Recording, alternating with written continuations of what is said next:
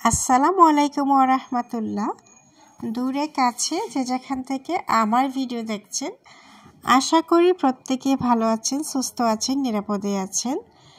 আলহামদুলিল্লাহ, আমিও ভালো আছি মহান আল্লাহ তাআলার অশেষ রহমতে। বেশ কয়েকদিন ধরে ভিডিও দেওয়া হচ্ছিল না, আমি ঢাকার বাইরে ছিলাম, তো অনেকটা ব্যস্ত ছিলাম, যেই কারণে দিতে পারি না। যাই হোক, আমি আবার ব্যাক করেছি আপনাদের মাঝে। তো আজকে আমি চিকেন রান্না করব। পুরো ভিডিওটা স্কিপ না করে দেখার অনুরোধ জানাচ্ছি সকল কলেজের বন্ধুদেরকে। খুবই সহজ এবং সিম্পল করে রান্নাটা করে দেখাবো। আমি অনেক সময় অনেক রকম করে রান্না করি, আজকে একটা সহজ পদ্ধতিতে রান্না করছি। চিকেনটাকে ভালো করে কেটে ক্লিন করে নিয়েছি। এখন চুলার মধ্যে প্যান বসিয়ে দিয়েছি, রান্নার রেগুলার তেল, পেঁয়াজ কুচি, এটাকে ভালো করে গোল্ডেন করে ভেজে নিচ্ছি। তারপর দিয়ে দিচ্ছি 1 চামচ পরিমাণ আদা বাটা, 1 চামচ পরিমাণ রসুন বাটা। অল্প একটু ভেজে নিয়েছি যেন কাঁচা গন্ধটা চলে যায়। তারপর অল্প পরিমাণে পানি দিয়ে বাকি মশলাগুলো দিয়ে দিচ্ছি। এখানে 1.5 চামচ পরিমাণ লবণ দিয়েছি, আর 2 চামচ পরিমাণ দিয়ে দিলাম হলুদের গুঁড়া, 2.5 চামচ পরিমাণ দিয়েছি মরিচের গুঁড়া, লাল মরিচের গুঁড়া, 2 চামচ পরিমাণ ধনিয়া গুঁড়া, 2 চামচ পরিমাণ দিয়েছি জিরা গুঁড়া। তারপর মশলাটা নেড়ে চেড়ে ভালোভাবে কষিয়ে নিচ্ছি। আর দিয়ে দেবো আস্তা বেশ কয়েকটা গরম মশলা। এখানে দারচিনি দিয়েছি 3 টুকরা, আর 4-5টা এলাচ, 2টা তেজপাতা। সকল মশলাগুলো কিছুক্ষণ কষিয়ে নিয়েছি। তারপর দিয়ে দিচ্ছি চিকেনটা।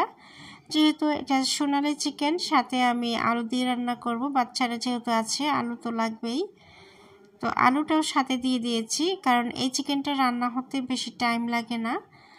আলু সিদ্ধ হতে হতে এই চিকেনটাও হয়ে যায়, তাই একসাথে দিয়ে দিয়েছি। আর আলু যদি অন্যান্য মুরগির মতো পরে দেই তাহলে চিকেনটা একদম ভর্তা ভর্তা হয়ে যায়।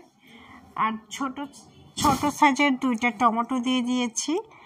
আমার কাছে মাংস রান্নায় টমেটো থাকলে আমি টমেটো দেই, তাতে টেস্ট বেড়ে যায় এবং গ্রেভিটাও অনেক বেশি সুন্দর হয়, মাংসের কালারও সুন্দর হয়। তারপর চুলার আঁচটা লো মিডিয়ামে রেখে আমি নেড়ে চেড়ে রান্না করে নিলাম। চিকেনের গায়ে যেই পানিটা ছিল সেটা দিয়েই আমি মাংসটাকে ভালোভাবে কষিয়ে তারপর এখন গরম পানি দিয়ে দিয়েছি। এখন কুক করব ততক্ষণ পর্যন্ত যতক্ষণ পর্যন্ত না সিদ্ধ হয়। সিদ্ধ প্রায় হয়ে গিয়েছে 80%। এখন ঝোল দেওয়ার পরে আর 20% সিদ্ধ হবে। বেশিক্ষণ কুক করি নাই, 10 থেকে 15 মিনিট কুক করেছি, তাই রান্নাটা হয়ে গিয়েছে। আর লবণটা চেক করে দেখলাম যে না, লবণটা একটু লাগবে, তাই 1 চিমটে পরিমাণে লবণ দিয়ে দিয়েছি। রান্নাটা হয়ে গেলে আমি চুলার আঁচটা অফ করে দিয়েছি। একটু ঝুলঝুলি রান্না করেছি, কারণ এই রান্নাটা ঝুলঝুল খেতে পছন্দ করে বাচ্চারা, এবং আমার শ্বশুর শাশুড়ি এই চিকেনটাকে এভাবে খেতে পছন্দ করে। আর রান্না করার পরে দেখুন ফাইনাল লুকটা কত সুন্দর, সহজ এবং সিম্পল করে রান্না করেছি। তারপরও তো আমার রান্না কেমন হয়েছে বন্ধুরা কমেন্ট করে জানাবেন। এতক্ষণ ধৈর্য ধরে যারা ভিডিওটা দেখেছেন অসংখ্য ধন্যবাদ। আজকের মতো আল্লাহ হাফেজ।